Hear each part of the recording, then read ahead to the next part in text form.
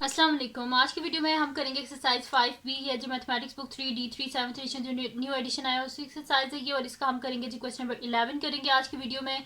इससे जो पिछले क्वेश्चन से पहले करवा चुकी हूँ उसका लिंक मैं डिस्क्रिप्शन में दे दूंगी, आप वहाँ से देख लीजिएगा। और अगर अभी तक आपने मेरा चैनल सब्सक्राइब नहीं किया तो इसको सब्सक्राइब कर दीजिए और बेल आइकन को लास्ट में प्रेस कर दीजिएगा ताकि आपको न्यू आने वाली वीडियोस के बारे में पता चल सके।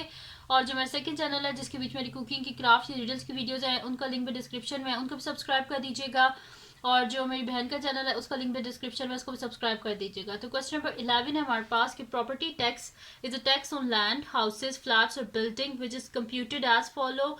Property tax payable yearly is equals to annual value multiply by tax rate, where the annual value of a property is the estimated amount of money the owner will get if he or she rent out the property for a year.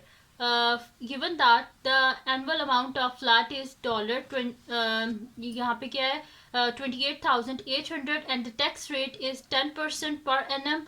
Find the property tax payable for 6 month. वो कह रहे हैं कि अगर flat जो है उसकी जो एनुअल वैल्यू है वो क्या उनने बताई हुई है हमें $28,800 है, और अगर वो कह रहे हैं कि उसके ऊपर टैक्स रेट 10% है तो आप बताएं कि प्रॉपर्टी टैक्स 6 मंथ का क्या होगा। अगर ईयरली उनने बताया हुआ तो हमने 6 मंथ का फाइंड आउट करके उनको बताना है। तो यहाँ पे नेक्स्ट शीट ले लेते हैं और उस पर मैं ये स्टार्ट कर देती हूँ। तो मैं यहाँ पे लिख लूँगी कि property tax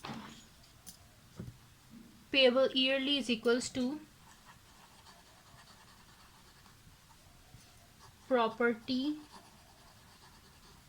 tax payable yearly is equals to क्या है $28,800 और इसका क्या है 10% है।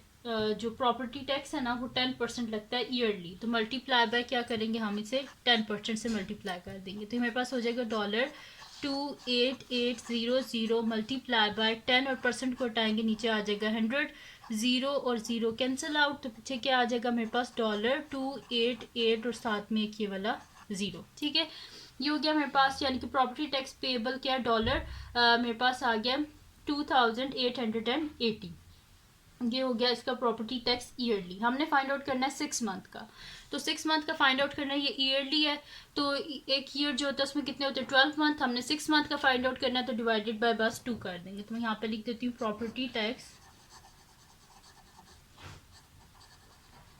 Property tax payable for 6 months is equals to $2880 divided by 2 which is equals to $1440। ये हो गया मेरे पास। ठीक है, इसका आंसर आ गया क्वेश्चन नंबर 11 का। अब चलते हैं इसके नेक्स्ट जो क्वेश्चन है उसकी तरफ, जो कि इसका क्वेश्चन नंबर 12 है। तो क्वेश्चन नंबर जो 12 है इसको पढ़ लेते हैं कि क्या है हमारे पास।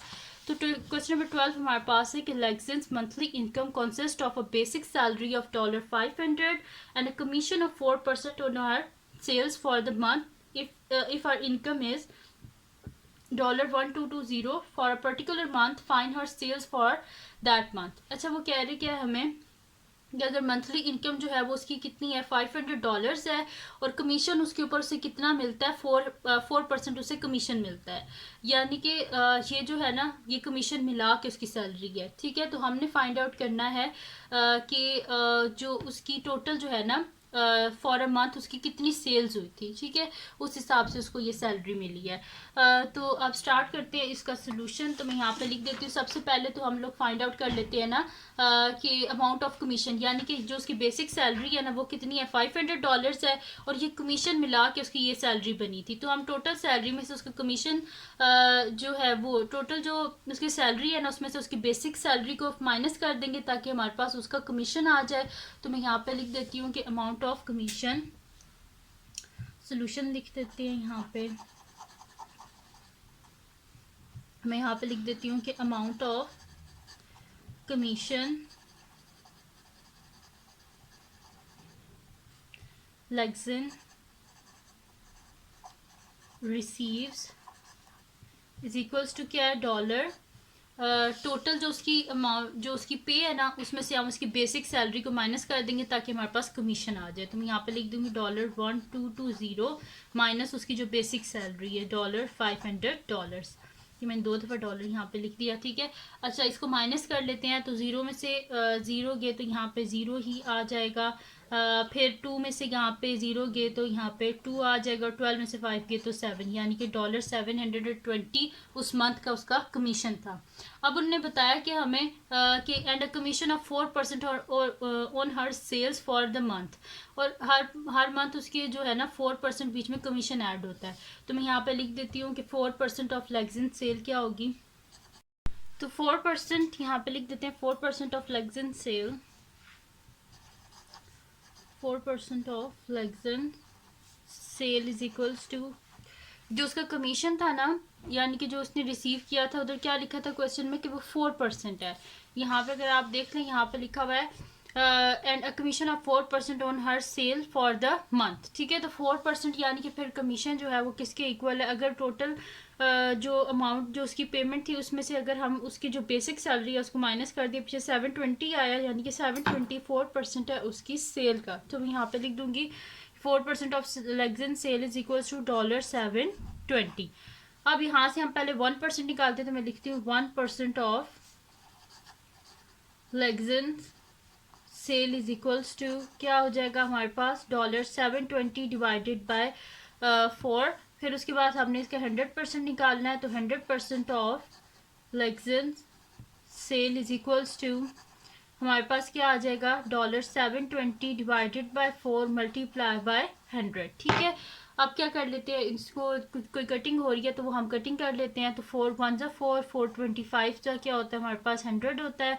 तो यानी कि $720 मल्टीप्लाई बाय 25। तो देख लेते हैं कि हमारे पास आंसर क्या आता है। तो मैं यहाँ पे लिख लेती हूँ इसका आंसर 720 इंटू 25। तो इसका आंसर आ रहा है 18,000। तो मैं यहाँ पे लिख देती हूँ $18,000। तो ये हो गया 100% लेग्जिन सेल का, ठीक है। तो यहाँ पे लिख देते हैं कि Lexin sale for the month, Lexin sale for month is $18,000, ठीक है। उन्होंने यही हमसे पूछा था ना कि for a particular month find the sales for that month, यानी कि उसकी क्या सेल्स हुई थी। तो उसकी जो सेल हुई थी उस मंथ की वो क्या थी $18,000, ठीक है। तो ये थी जी आज की वीडियो जिसमें मैंने आपको करवाया एक्सरसाइज 5B का क्वेश्चन नंबर 11 और क्वेश्चन नंबर 12। तो अगर ये वीडियो आपके लिए हेल्पफुल हो तो उसको लाइक कीजिएगा, चैनल को सब्सक्राइब कीजिएगा और बेल आइकन को लास्ट में प्रेस कर दीजिएगा ताकि आपको न्यू आने वाली वीडियोस के बारे में पता चल सके। और जो मेरा सेकंड चैनल है जिसके बीच मेरी कुकिंग की, क्राफ्ट की, रीडर्स की वीडियोस है, उसका लिंक भी डिस्क्रिप्शन में है, उसको भी सब्सक्राइब कर दीजिएगा। और जो मेरी बहन का चैनल है उसका लिंक भी डिस्क्रिप्शन में है, उसको भी सब्सक्राइब कर दीजिएगा। और अपनी दुआओं में लास्ट में याद रखिएगा। अल्लाह हाफिज़।